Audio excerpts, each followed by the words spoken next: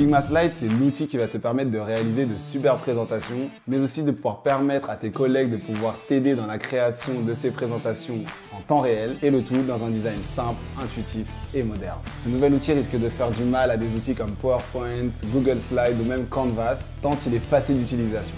Dans cette vidéo, on va faire un rapide tour d'horizon des fonctionnalités clés de cet outil. Allez, c'est parti!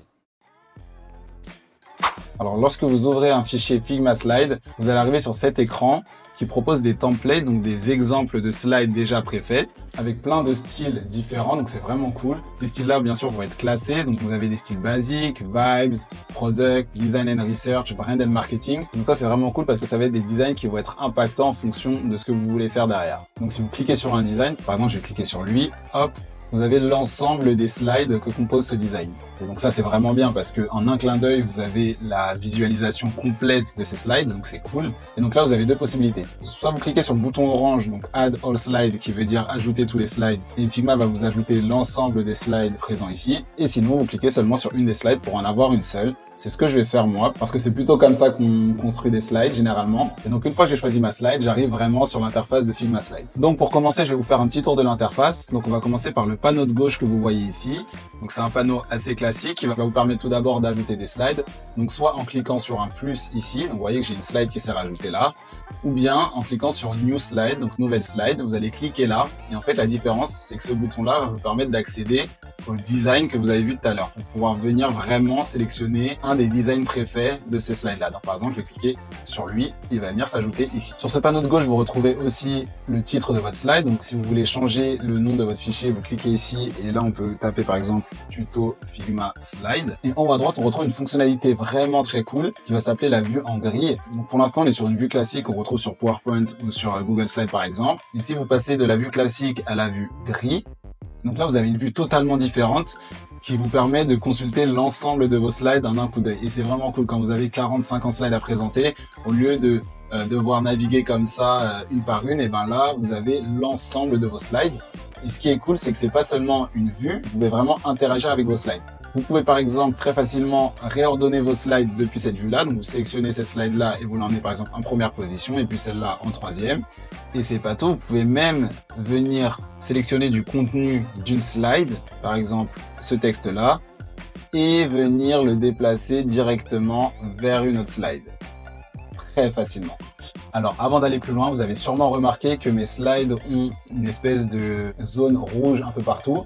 Alors, vous inquiétez pas, c'est juste des zones pour vous aider à aligner votre contenu à l'intérieur des slides. C'est des choses qu'on ne verra pas lorsque vous serez en présentation.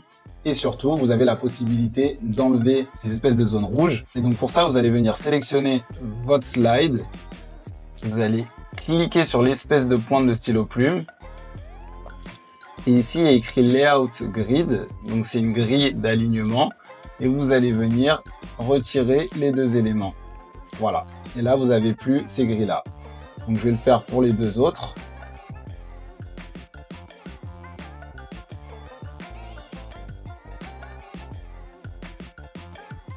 Voilà. Une fois que j'ai terminé, je reclique dessus.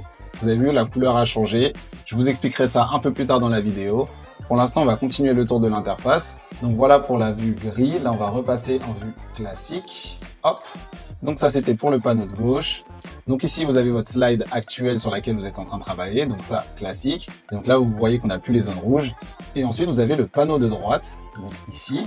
Et donc ce panneau, il est composé de plusieurs choses. Ici, on a un mode qui nous permet de passer du mode design au mode animation, dont je vous parlerai plus tard dans la vidéo, qui va vous permettre de définir des transitions entre deux slides lorsque vous présenterez vos slides. Pour l'instant, on va rester en mode design. Vous avez la possibilité de venir, bien sûr, modifier, par exemple, la couleur de fond de cette slide-là. Donc là, elle est blanche, je peux venir la mettre en rouge, par exemple. Et puis, très classique, si vous venez sélectionner un élément particulier, donc par exemple, ce texte-là, et ben là, je vais avoir des paramètres relatifs à mon texte. Donc, je vais pouvoir changer la police, changer la taille, etc. Donc ça, vous avez sûrement l'habitude, la couleur, l'opacité. Et ce panneau de droite, en fait, va venir s'adapter en fonction de l'élément qu'on sélectionne sur la slide. Donc là, j'ai sélectionné du texte, donc c'est normal que j'ai des paramètres relatifs au texte. Par contre, si je viens sélectionner cette zone-là, eh ben, je vais avoir juste la possibilité de, par exemple, changer la couleur de ce carré, de pouvoir changer l'arrondi, changer l'opacité, lui rajouter des bordures, lui rajouter une ombre, etc. Et enfin, vous avez ici un panneau central qui va un peu être votre barre d'outils. Donc vous avez la possibilité de rajouter du texte, de rajouter des images, des formes, des tableaux. Et vous avez deux autres éléments qui sont un peu uniques. Vous avez un truc qui s'appelle Live Interaction. On en parle plus tard dans la vidéo.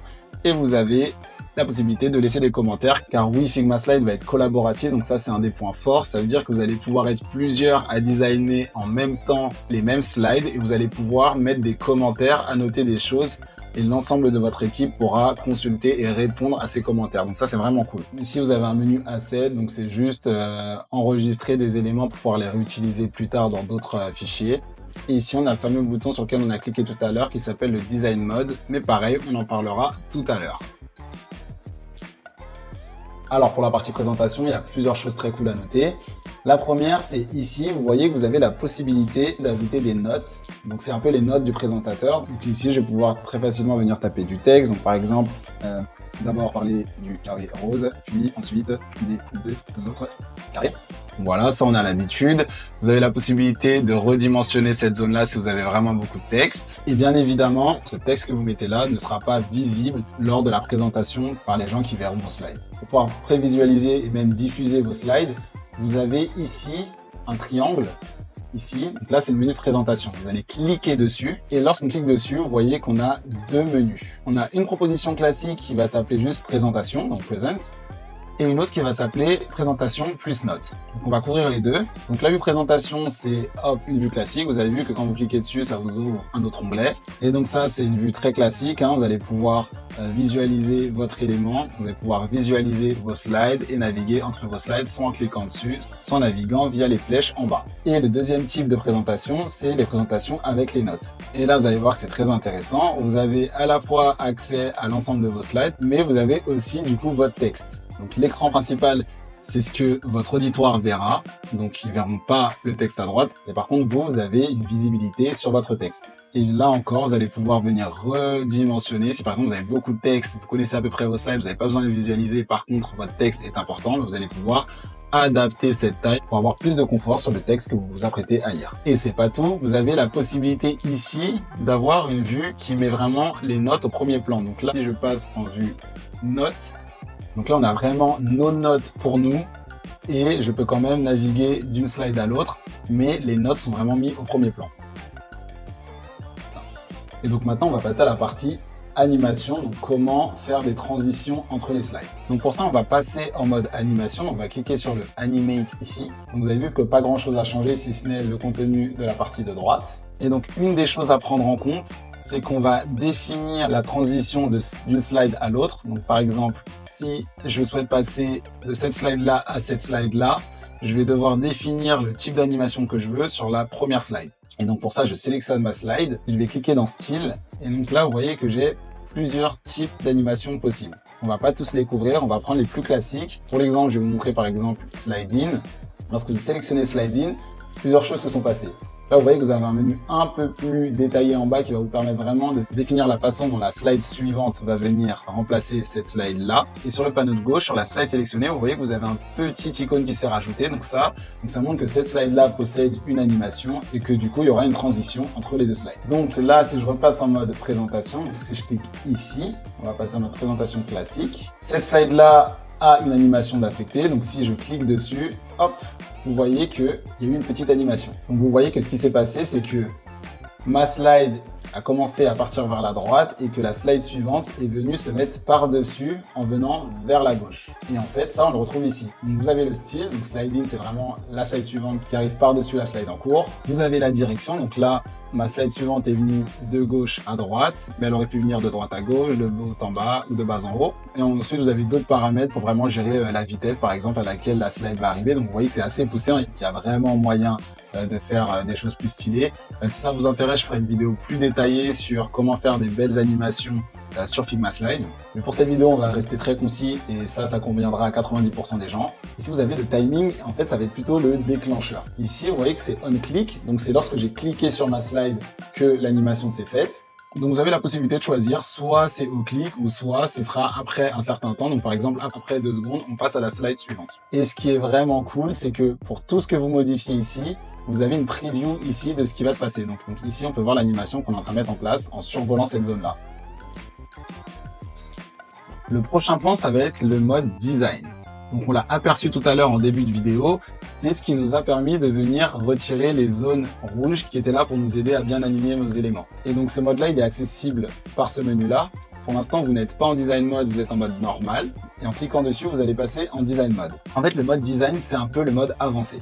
Il va y avoir deux types de personnes sur Figma Slide. Il va y avoir les designers d'interface qui ont l'habitude de faire des logiciels, des applications, pour lesquels le design mode va leur permettre de retrouver des paramètres un peu plus poussés, pouvoir vraiment jouer avec les dispositions, les affichages, etc.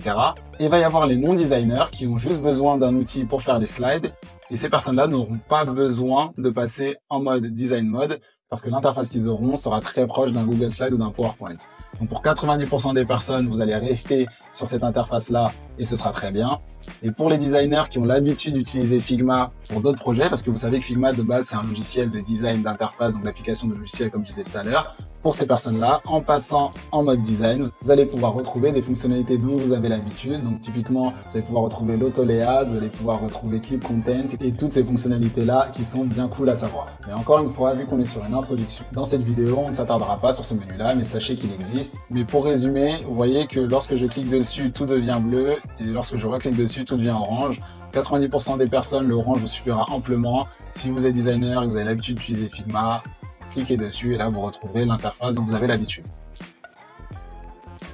Et la petite cerise sur le gâteau que Figma Slide nous a proposé, c'est une fonctionnalité qui s'appelle les Live Interaction. J'en ai parlé brièvement tout à l'heure. Donc ça va être ce petit icône de doigt qui a l'air de toucher quelque chose. Et avant de cliquer dessus, je vais vous expliquer ce que Figma a voulu faire derrière. Vous savez bien qu'il n'y a rien de pire que des présentations ennuyantes, ou bien lorsque l'on présente en ligne, ne pas savoir si les personnes écoutent vraiment ou ont bien compris ce qu'on voulait dire. Et donc pour répondre à ces problématiques-là, Figma a proposé une fonctionnalité qui va permettre à vos auditeurs de pouvoir directement interagir au slide que vous êtes en train de leur présenter.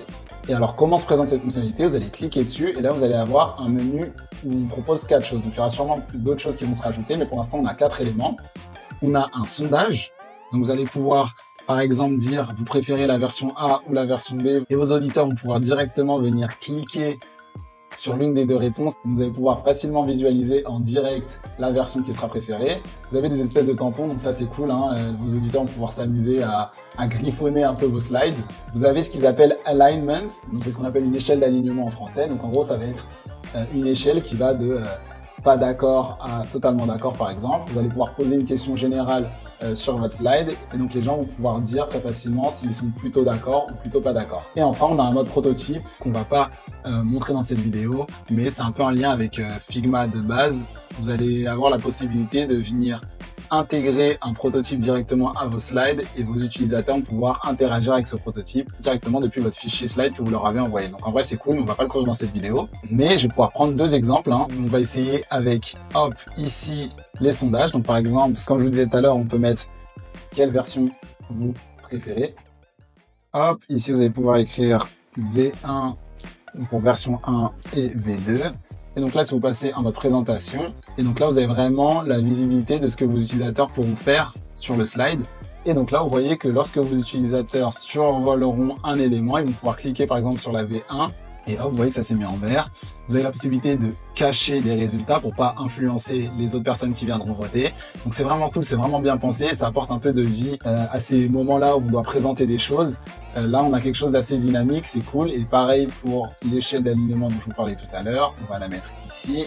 Et donc là, de la même façon, si je passe en mode preview, je vais pouvoir me dire, bon, bah, est-ce que je suis plutôt d'accord ou plutôt pas d'accord? Moi, je dirais que je suis plutôt d'accord. Et donc, je vais venir mettre ma tête ici.